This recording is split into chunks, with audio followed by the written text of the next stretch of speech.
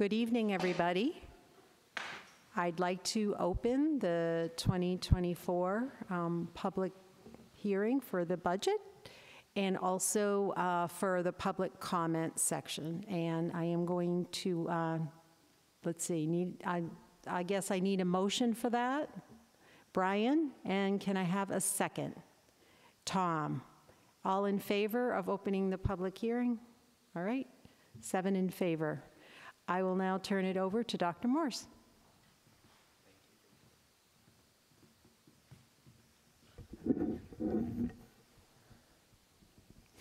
Welcome everyone to the January 10th, 2024 public hearing on the 24-25 school budget. This is my last presentation and last public hearing presentation on a school budget for Oyster River, and it's been an honor. So tonight we'll use a format that you're all familiar with. In previous presentations, I'll do some district highlights, where we stand in district enrollment, by school, by town. I'll give you some projections of enrollment and then the financial information, and we'll just review the warrant articles 3 through 7. So one of the standards that we use for how the district is performing is used statewide, which is our SAT scores. Oyster River SAT scores this year are an aggregate of 1,119 points, which is with 95% participation, which is really very high, one of the highest in the state. Our math scores, 61% of our students met or exceeded that benchmark, and we're pretty proud of that compared to a state average of 35%. Our college placement rate continues to be one of the highest in the state at 83%. 65% of those kids are going on to four-year colleges, with 14% going on to two-year college programs. That is a great balance for our students. Not everyone is destined to do a four-year program. A two-year program in the state of New Hampshire is a very viable option for many students, and we're proud of all of these kids who've chosen to do post-secondary education. One of the data points for this year that's pretty unusual for us is 19% of our students have chosen military or work.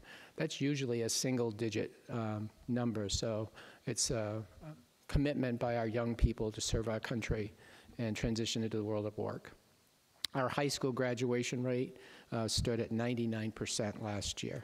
So the reason I share these data points is there's lots of noise out there about how public schools are doing, and I'm really proud to say that in Oyster River we're doing a really fine job by our students due to the commitment of the school board, the staff, and our administrators, and making sure that we have programs where every child can be successful.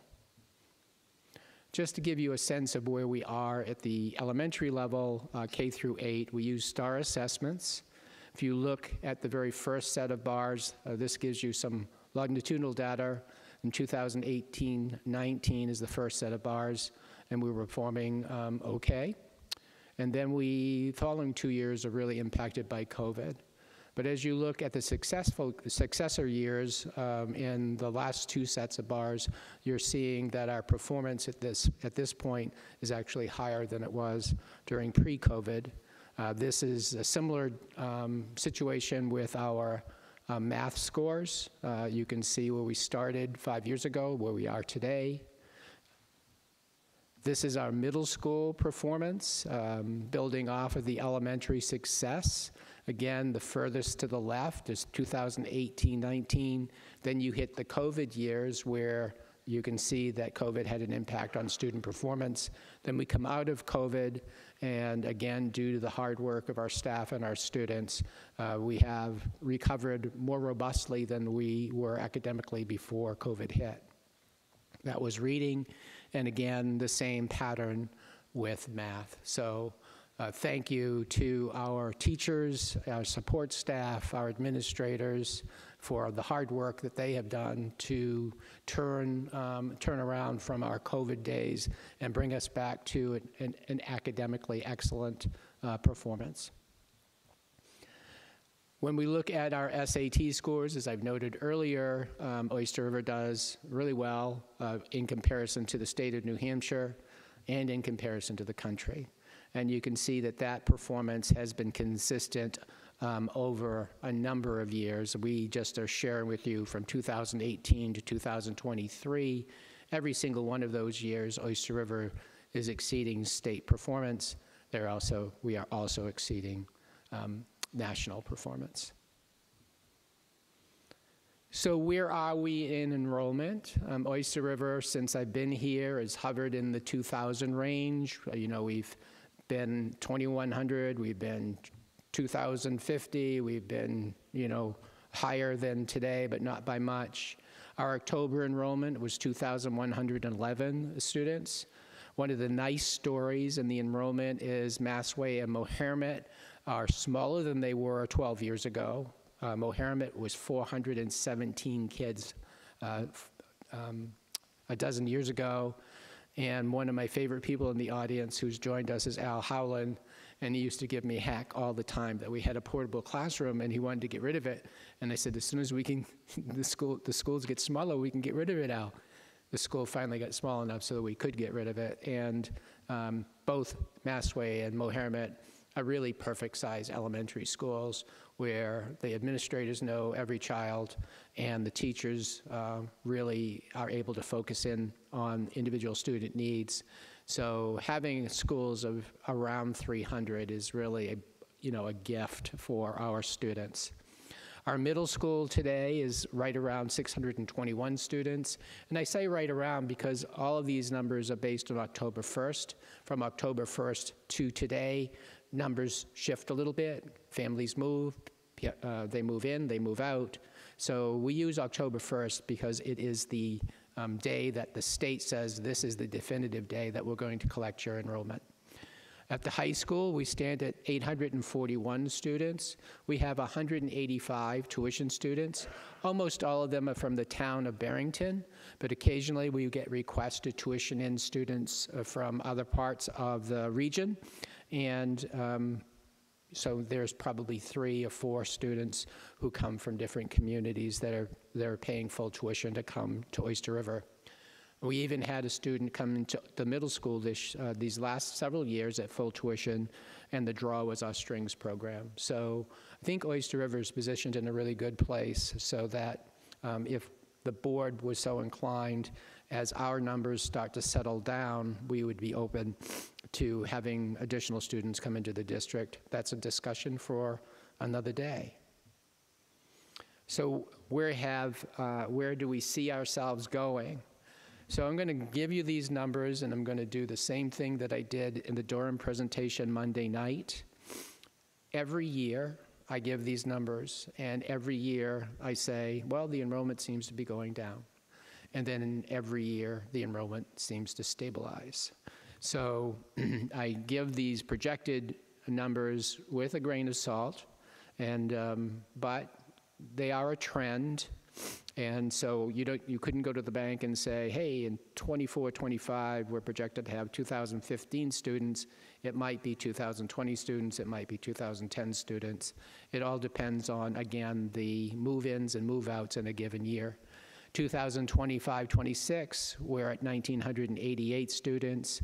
26-27 at 1,978. 27-28, we're at 1,981. And 28-29 at 1973. That's not a whole lot of difference between where we are today at 2111. So it doesn't take much for us to stay in the 2,000 range, and that's really what I think will happen.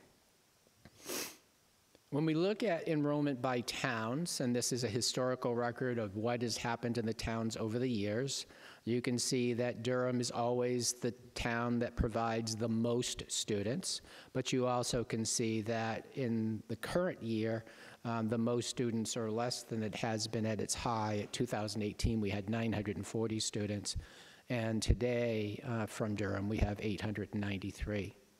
When you look at Lee, you see the ratio kind of goes up and down. We had a low from the town of Lee of 655. Today we stand at 698. And then Madbury being the smallest of our member communities, we have 315 students, and that's settled, which is reflective in the enrollment at the Meharmet School, where numbers have settled to a point where the school is really in a nice size, very user-friendly, very family-friendly, very student-friendly. So Barrington, when we started out together, Barrington was providing less than 100 tuition students. They're at 182 students in this current year. The tuition agreement with Barrington brings in about $3.5 million. That money is used to maintain a robust high school program. It's allowed us to grow opportunities for our students, and it's had a positive effect on the tax rates across the communities. So every year, the board establishes a budget goal, and the reality is that when the board is building, excuse me, I'm getting the sniffles, when the board is establishing that goal, we don't know what the revenue is from the state. A good example of that was last year. The board had a pretty reasonable budget goal, about 3.5%. And at the end of the process, the state released the subsidy figures for the community. And because of an Eversource abatement in Durham, the subsidy for the school district was down dramatically. And so a very reasonable goal of 3.5% would have crippled the towns. And so the board passed a budget that was only 1.5%, 1.54% last year. This year, we didn't anticipate that there would be a revenue shortfall, but we also didn't anticipate that we were going to have an insurance increase of 15.1%. That is about $1 million, and that is a huge mountain, a huge hurdle to get across. So the board had a budget goal of 3.6 to 4.3%. They give me 3 levels to achieve. They want to see what the budget would look like at its lowest point, what the budget would look like at a mid-range, and what the budget would look like at their highest percentage.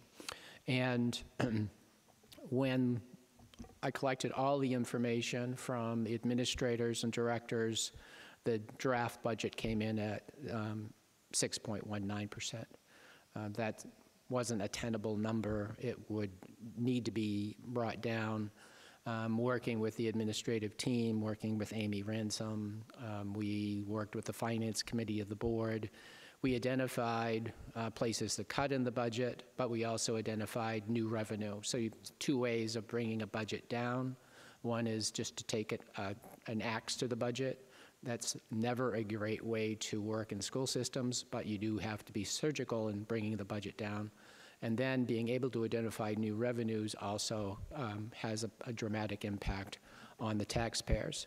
So when it was all said and done, between the cuts and the revenue, the budget that we brought in for the community's consideration this evening is at 4.17%. So, in every year there are budget drivers. I talked about the first one already, which is the 15.1% increase in health insurance. By itself is about $1 million. We're in the last year of a teacher's contract. Going into this next year, it will be, we estimate the cost to be $709,317.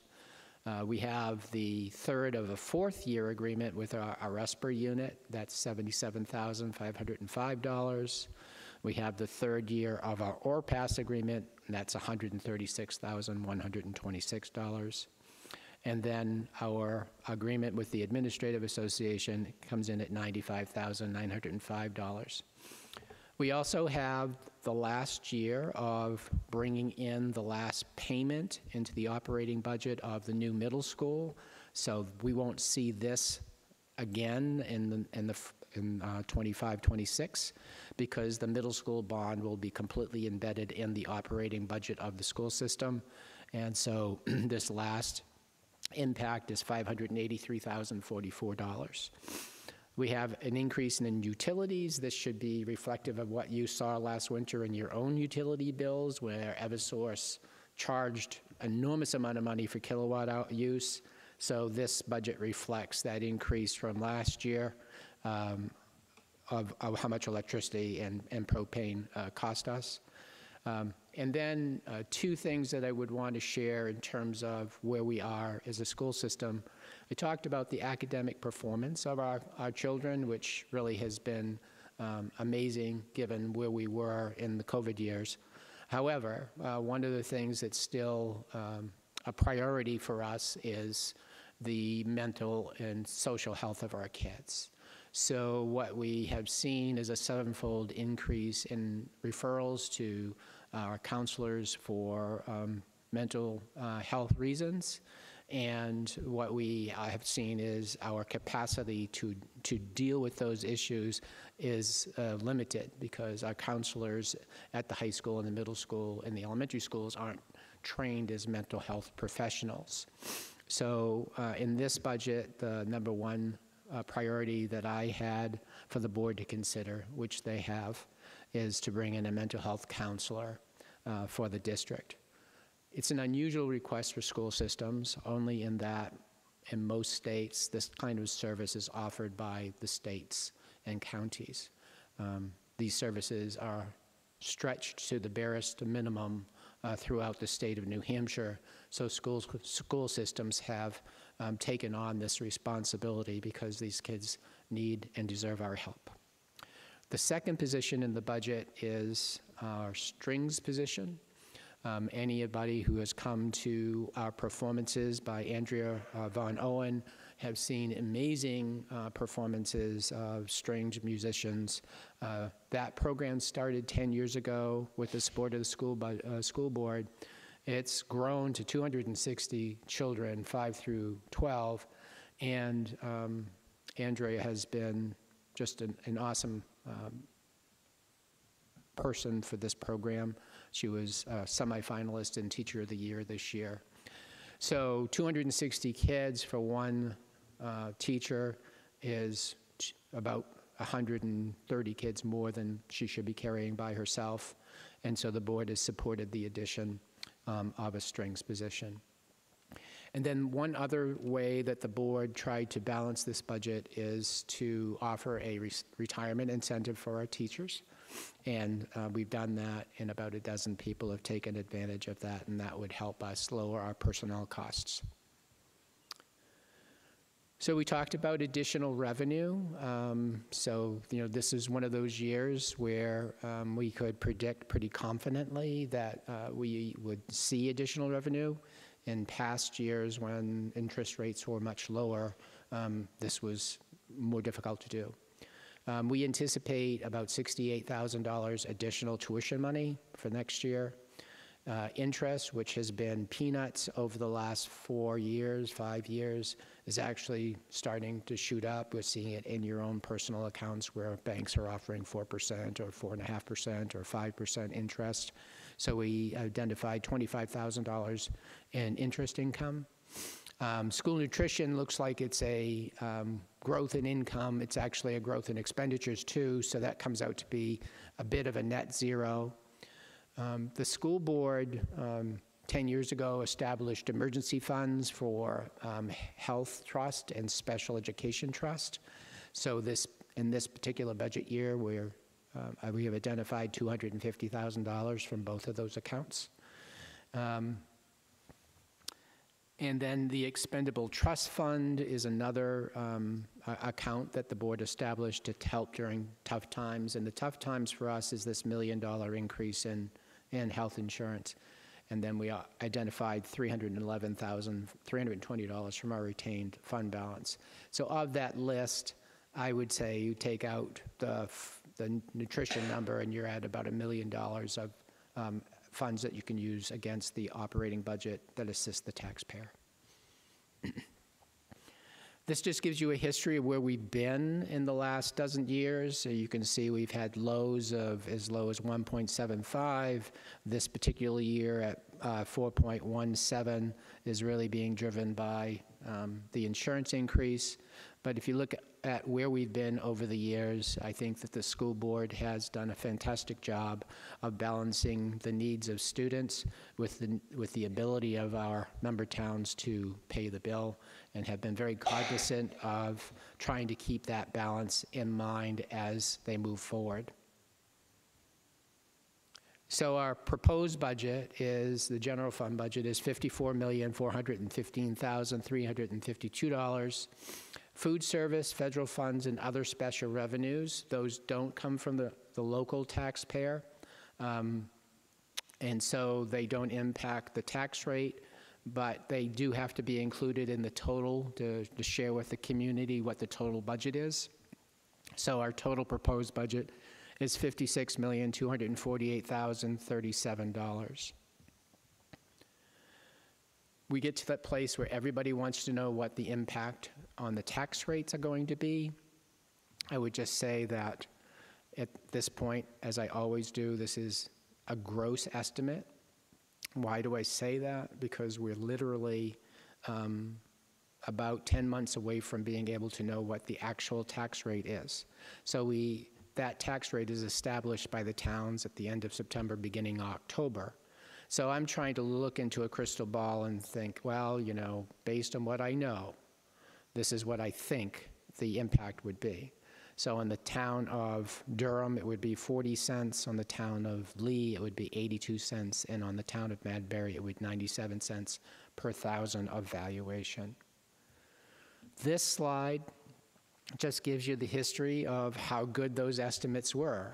And almost always, not always, but almost always, we have been overestimating the impact of the given budget in a given year. And that's a good thing, because we don't want to short sell, say it's 40 cents on Durham, and it turns out to be, you know, 70 cents. And so your credibility is established by making sure you give estimates that are reasonable, and then when you get the real number, you can compare them.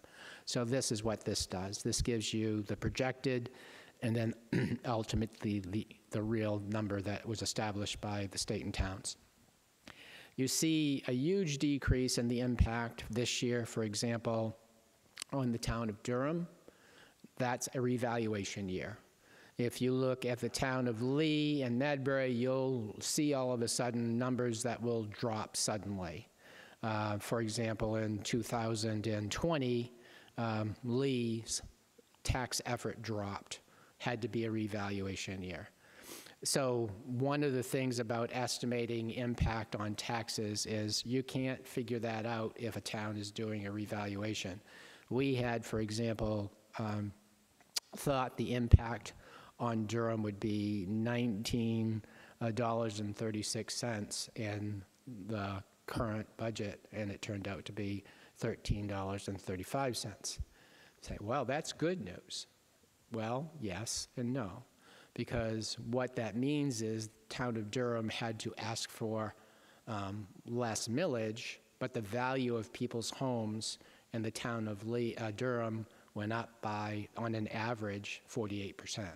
So in effect, you know, one hand is washing the other. Many people in Durham saw tax increases, even though the mill effort went down dramatically. So here's where we are if we go into March and the community says, thanks, but no thanks. We're not going to approve the budget. It's in state law, we have what's called a default budget. And what that simply means is that if the budget proposed fails by the voters, the actual budget would be $318,732 less. What does that mean? It means that the strings position wouldn't be funded. It means the mental health position wouldn't be funded.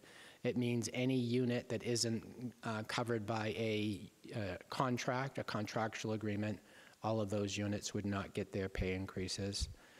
It means anything new in capital improvement that was not part of the strategic plan would have to be cut out of the budget. So essentially, it's looking at the budget as if it was flat funded. So that brings us to the articles. This year, we do have a couple of new articles that we're going to ask the community to consider. Warrant Article 3 is the same article that we see every single year. It aggregates all of the numbers and says, will you approve the budget for Oyster River to this amount? Article 4 is a new unit, a new union. The tutors unionized this year. The tutors have been integral to our success academically.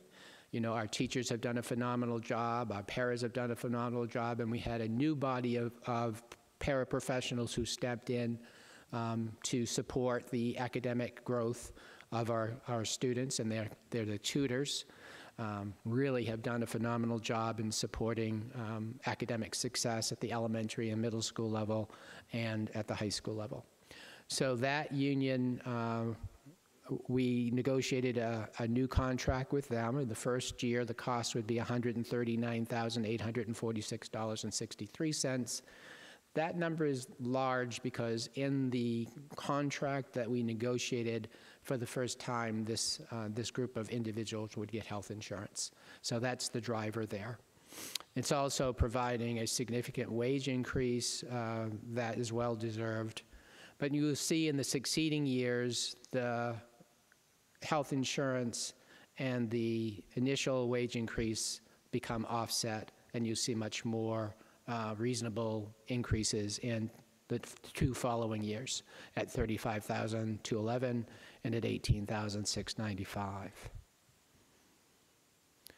This is a warrant article that the community has seen now for 3, maybe 4 years, where we asked the community for permission to set aside $125,000 from unexpended balances. So this is not asking for additional money. This is utilizing funds that the community's already supported so that we can set money aside to buy out the solar array at the new middle school. So the way that the solar array was installed was through investment as opposed to taxpayers. So when you drive onto the middle school property and you see that huge canopy of solar over the parking area, and you look to the roof and you can see the edges of solar on the roof, all of that was funded by private investment. So in these first 7 years, the private investors get a return on their investment. In the 7th year, the school board has the option of buying out those investors. When they do that, all the savings that the solar array is creating in the use of energy and kilowatt use and so forth, that savings then translates to the taxpayers of the district. I did not do a recent estimate, but way back when we were doing this work, we thought that that savings would be someplace in the avenue of $2 million over 20 years. So it's well worth the investment. It's well worth putting this money aside, and I really applaud the school board for having the foresight to do this, because in 3 more years, the money will be in this account, and the board at that point will say, buy out the solar array, buy out the investors, and the taxpayers benefit. Article 6 is a new article, and basically it's establishing the same concept that we have on the solar array, but for the turf fields. So turf fields get used. Their lifespan is designed to be 10 to 13 years, depending on how much use they get. So this is going to be a predictable cost in the future for the district. And so in conversation with the school board, we decided it made sense for the school board to use the same concept that we're using on the solar array for the turf fields. And once this gets established, it will maintain the fields without, again, asking the taxpayers for a big chunk of change to do that. I would predict that the high school field, because we're starting this a little bit late, will still involve some taxpayer operating funds in the future. But once that happens, it'll be there for the middle school, then for the high school, the middle school, and the high school if we do this every single year. And that would be my recommendation. Article 7 is also new, and basically what this does is allows us to collect the fees for rentals of the building and the fields. and put that money aside for the future capital costs related to our athletic fields update. So currently what happens is if somebody rents this room for $785, it comes into the district as unanticipated revenue and just gets rolled over into our carry forward. So that's been the history of the district. Somebody rents a turf field for $785, it gets rolled over into our operating budget. And what we're suggesting to the taxpayers is it makes sense to collect that revenue and set it aside for upkeep of our fields, our athletic facilities. And again, this makes sense in terms of the economics of maintaining the property. So we think if somebody's using the property, they should contribute to its upkeep and replacement in a timely way. And the board is in discussion now as to what those charges would be. And so I think this is an important warrant article for now and into the future. So as we come to a close of this presentation, the big dates in front of us, I'm meeting with the Madbury Select Board this Friday at 9 a.m. And I'll be meeting with the Lee Select Board on January 22nd at 6 p.m. at the Lee Safety Complex to do this very same presentation with them. Major meeting for the community is February 6th. That's here at 7 p.m. or the snow date of February 8th. And then ultimately it gets turned over to the voters on March 12th with Durham voting at the high school from 7 to 7, with Lee voting at the Lee Safety Complex from 7 to 7, and with Madbury voting at the Madbury Town Hall from 11 to 7. So that reflects my budget presentation, Madam Chair, and I open the floor to questions.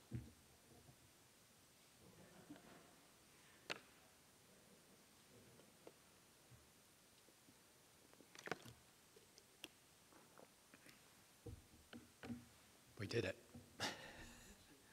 So if there's no questions, then you can motion to adjourn. Yep.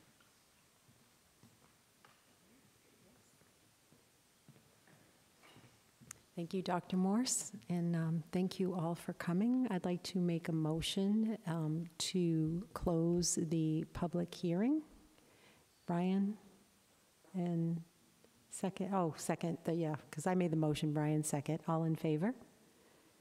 And that was to close the public hearing, and so do we need an additional motion to adjourn? I'll make a motion. Heather makes a motion to adjourn. Can I have a second? Brian, all in favor, and we are adjourned. Thank you for coming, everyone.